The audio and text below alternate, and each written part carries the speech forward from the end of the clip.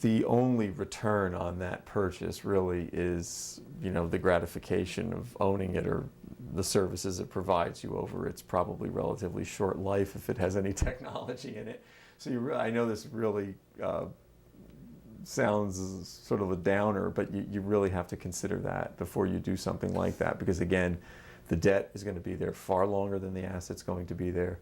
And again, that return in the form of satisfaction and so forth is often far less once that sort of novelty wears off. I think most students recognize that the return really isn't there in terms of satisfaction from owning that asset. So it really is important to refrain from that as much as possible. If you genuinely need a computer, you genuinely need a smartphone or whatever, and there are cases where that's true, that's one thing. But I think your question, I think the premise of your question is right on. You need to really ask yourself, how much do I need this thing? Because it's going potentially to haunt you for far longer than you'll ever have the asset, or at least derive pleasure from having the asset. That'll wear off rather quickly. So it's not a good strategy.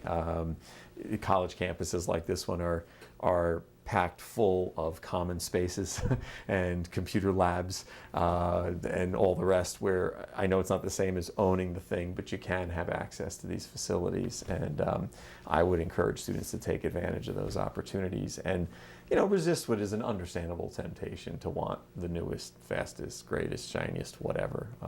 We all have that temptation, but do try to resist it, because you will, as I say, it will haunt you for much, much longer than you ever realize at the time of purchase. So